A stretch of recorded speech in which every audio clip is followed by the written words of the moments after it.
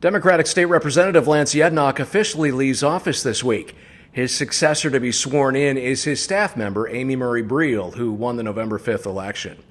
Now, he and Republican State Senator Sue Rezin have worked closely together to address some big issues in Starved Rock country, including the sudden healthcare collapse and its rebirth in LaSalle, Peru, and Spring Valley. Their bipartisan, bicameral approach has been an excellent example of putting people over party. Unfortunately, party bosses don't always appreciate compromise. And Representative Yednock, after all, did represent us. He didn't fit that progressive mold favored by his peers from Chicago and some of the suburbs. So he made the choice to not run again. Kathleen Wayland of Wayland Financial in downtown LaSalle is the sponsor of this weekend reset. Thanks to her. Here is part two of what we're calling the exit interview. When I decided to run, it was because of the labor issue, right to work. And getting both the right to work zone and then the right to work amendment to say that unions have a right to exist in the ways that bankers, CEOs of corporations, everybody else should too. That's a very proud moment for me and for the labor movement. I think I would be proud of that. There are different bills. We did one. I did one with Senator Rezin. I did a lot with Senator Rezin. Sammy's Law was one we just did, where we're going to start to implement hydraulic tables into rest areas, and maybe in the future in state-run facilities for parents that have, start as children and they're adults, they're taking care of them, and they can't lift them. I mean, those are the things to me that seems like we should be doing that are, less about those who have means, more about those that don't. The nuclear bill, trying to make sure that we have clean but also reliable energy. You're not going to grow as a country unless you have clean and reliable energy. I hope that those would be things I'd like to talk about, but I would hope that the most important thing I could say to a grandchild or somebody else was that my reputation as a honest broker and someone that was thoughtful and cared about his communities would be more important to me than any bill that I ever passed. Having a reputation that people say, you know what, you did a good job. That is more important to me than anything.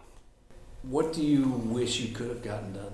I wish, and I'll say this as criticism of myself, I think after a while I really wanted to work more on the use of community colleges, trade schools, go back to our high schools and teach people to work with their hands. I think we just kind of lost sight of that the last couple of years, and I regret that.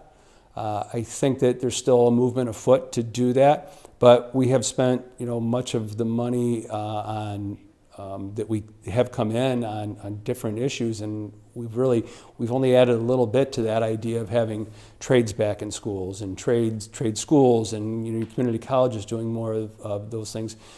That's one of my regrets that I wish I would have done differently. I wish I would have pushed into that a little bit more. There's definitely some bills I wish that I could vote over on. Some of them that I wouldn't have changed anyway. An example is like the solar and wind zoning bills. I believe that we need to have solar and wind, but the way we set up this zoning bill, we really took too much power away from our counties to say yes or no to these things, and it was going to pass without me. I actually made a statement against one of my leaders in the House on that, and that hurt me too down the road. But it's one of those things where I regret not pushing a little bit harder against them. Do you see a reluctance in the area to adopt new thinking like this? I don't think so. I think that there is some reluctance. So let's just say, for example, solar and wind. I think there's still some skepticism about it, whether it's a good thing or a bad thing, taking up farmland or just area in general. There might be a little reluctance to that, but I honestly, even for over 6 years, I've seen less and less people be against it in this area. I think I used to hear about it a lot more. And then now I don't. More or less, it's a neighbor thing. What challenges do you see for your successor as she goes down there? What advice have you given her? She doesn't need much advice from me because she's probably 100 times smarter than me. And she's been wanting to do this for a very long time. I guess my advice to her was that, the fact that you've wanted to do this for a long time and you've made it, now you have to learn how to keep it. And that means sometimes putting away your own preferences for policies and voting the way your district wants you to. it's an elixir to be on the friends side of things down there. Oh, if you don't vote for this, they're going to get mad at you. Or if you don't vote for this, you're not going to be seen as a team player. And I had people tell me I'm not a team player down there.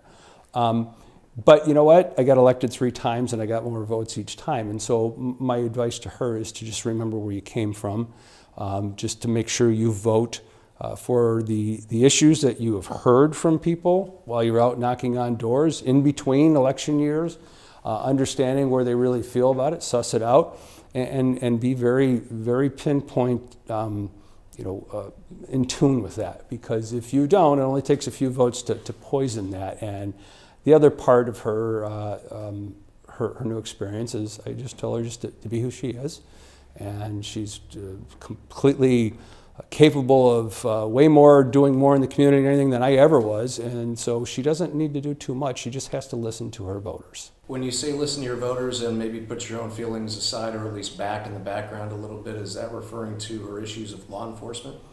No, I'm not going to say that. I don't know that she actually believes all that stuff. I think that sometimes, especially in the Democratic circles, there's a need to be provocative about things.